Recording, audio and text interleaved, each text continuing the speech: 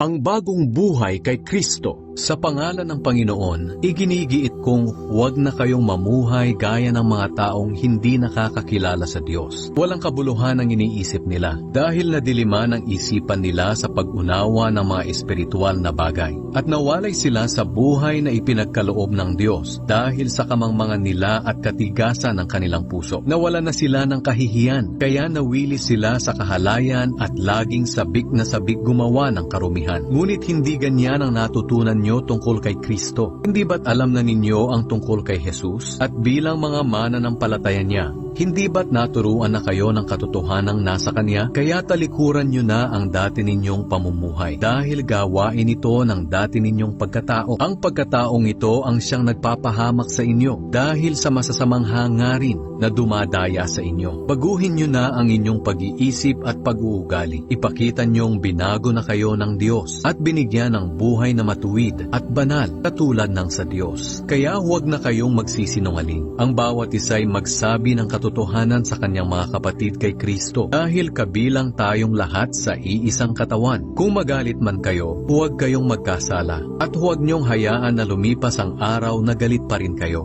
Huwag ninyong bigyan ng pagkakataon si Satanas. Ang magnanakaw ay huwag nang magnakaw. Sa halip ay maghanap buhay siya ng marangal para makatulong din siya sa mga nangangailangan. Huwag kayong magsasalita ng masama, kundi iyong makabubuti at angkop sa sitwasyon para maging kapakipakinabang sa nakakarinig. At huwag ninyong bigyan ng kalungkutan ang banal na Espiritu ng Diyos, sapagkat ang banal na Espiritu ang siyang tanda na kayo'y sa Diyos, at siya ang katiyakan ng kaligtasan nyo pagdating ng araw. Alisin nyo ang anumang samaan ng loob, galit, pag-aaway, pambubulyaw, paninira sa kapwa, pati na ang lahat ng uri ng masasamang hangarin. Sa halip, maging mabait kayo at maawain sa isa't isa at magpatawad kayo sa isa't isa gaya ng pagpapatawad ng Diyos sa inyo dahil kay Kristo. Ikalimang kabanata, mamuhay bilang mga taong naliwanagan. Tularan nyo ang Diyos dahil kayong lahat ay minamahal niyang mga anak. Mamuhay kayo ng may pag-ibig sa kapwa tulad ng pag-ibig sa atin ni Kristo. Inialay niya ang sarili niya para sa atin bilang mabangong handog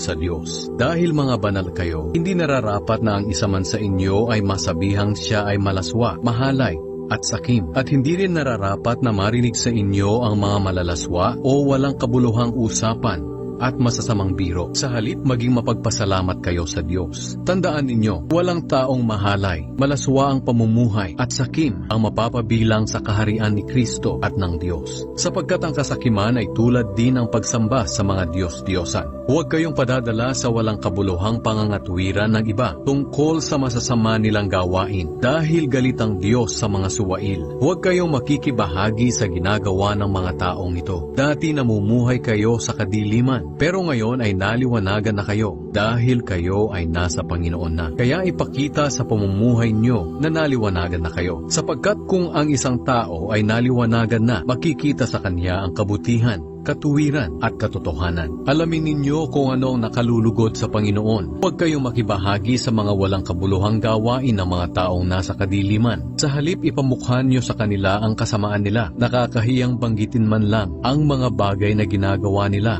ng lihim. Pero kung pagsasabihan nyo sila sa masasama nilang ginagawa, malalaman nilang masama nga ang kanilang mga ginagawa, sapagkat maliliwanagan ang lahat ng naabot ng liwanag ng katotohanan. Kaya nga sinasabi, gumising ka, ikaw na natutulog, bumangon ka mula sa mga patay, at liliwanagan ka ni Kristo. Kaya mag-ingat kayo kung paano kayo namumuhay. Huwag kayong mamuhay tulad ng mga mangmang, kundi tulad ng marurunong na nakakaalam ng kalooban ng Diyos. Huwag ninyong sayangin ang panahon nyo. Gamitin nyo ito sa paggawa ng mabuti, dahil maraming gumagawa ng kasamaan sa panahong ito. Huwag kayong magpakamangmang, kundi alamin nyo kung ano ang kalooban ng Panginoon na gawin ninyo. Huwag kayong maglalasing dahil nakakasira ito ng maayos na pamumuhay. Sa halip, hayaan ninyong mapuspos kayo ng banal na Espiritu. Sa pagtitipon nyo, umawit kayo ng mga salmo, himno, at ng iba pang mga awiting espiritual. Buong puso kayong umawit at magpuri sa Panginoon. Lagi kayong magpasalamat sa Diyos Ama sa lahat ng bagay, bilang mananampalataya ng ating Panginoong Hesukristo.